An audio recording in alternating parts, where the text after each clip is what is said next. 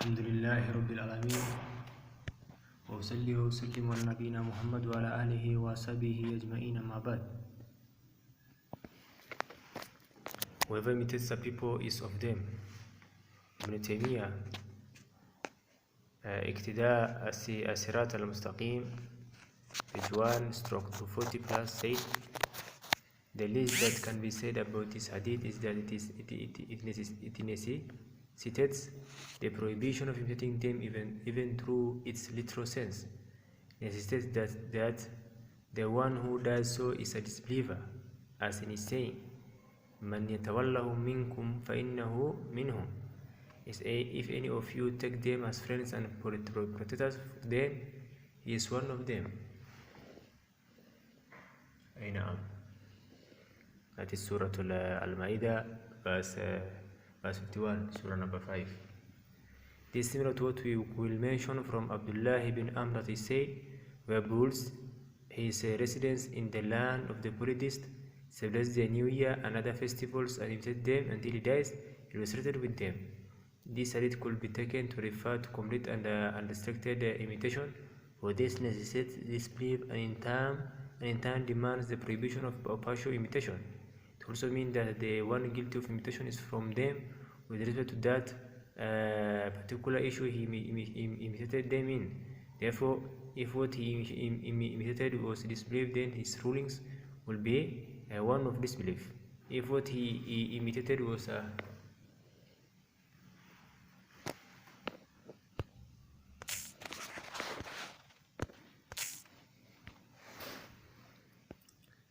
this hadith could be taken to refer to complete and unrestricted imitation, for this necessitates disbelief and in turn demands the prohibition of partial imitation. It also means that the one guilty of imitation is from them with respect to that particular issue he imitated them in.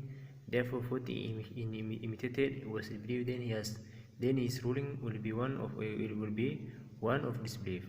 If what he imitated was a sin, then he ruling will be of a sinner, and so on. No matter how one looks at it, this hadith necessitates that imitation is prohibited by reason of the very fact that it is imitation.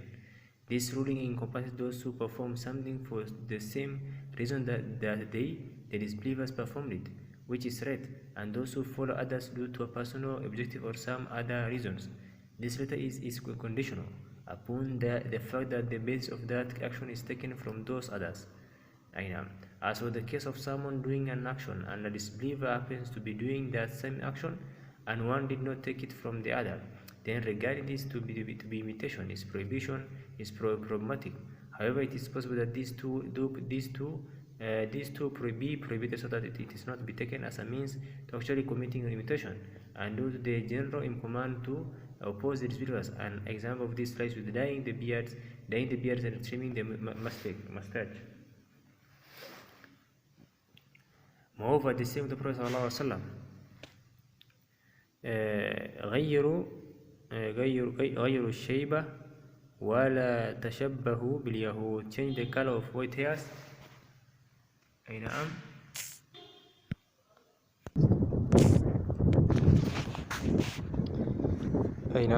Change the color of white hairs and do not imitate the Jews. Provides evidence that imitating them can occur without our intending to imitate them and without our doing anything. Indeed, it could occur by our merely not changing that which is created in us, as with white hairs.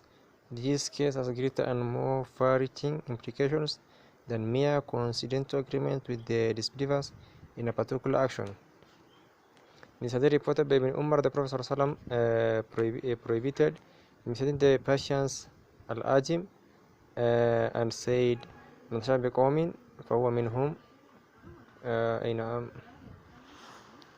Whoever imitates people is of them.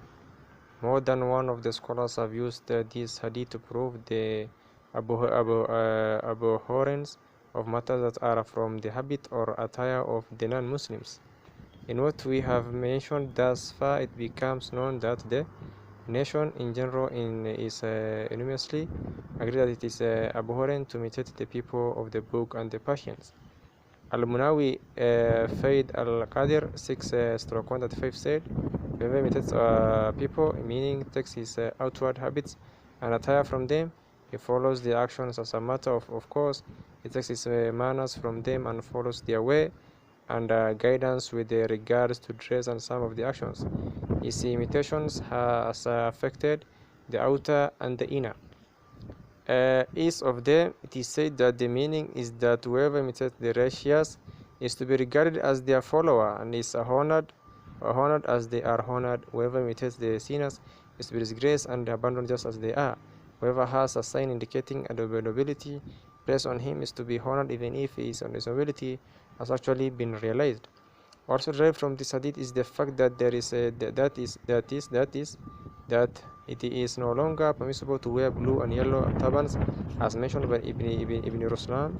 Al-Qurtubi went further and said that if the people of sin and those without shame are made to wear specific clothes, it becomes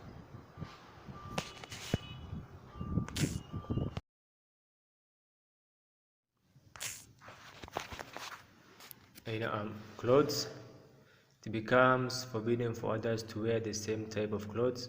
It's because a person who does not know them could then think that they are from the sinners and therefore hold a bad opinion of them, as both the holder of the opinion and the object of the opinion will be sinful.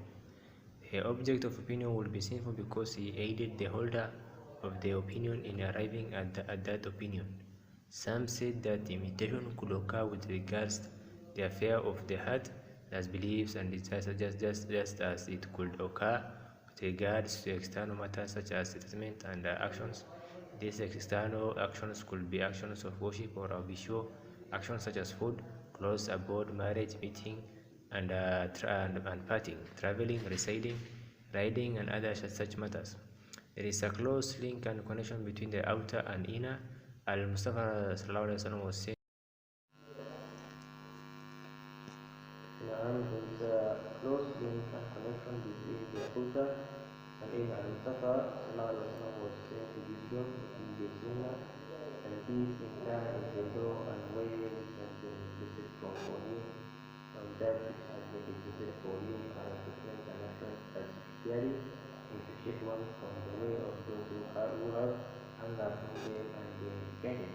He commanded us to oppose them in the outward matters and this hadith is an interest from Al-Mujarid, which do with a number of reasons among which it is that the in the outward matters as a reference on those from doing each other is very good to him of the moral manners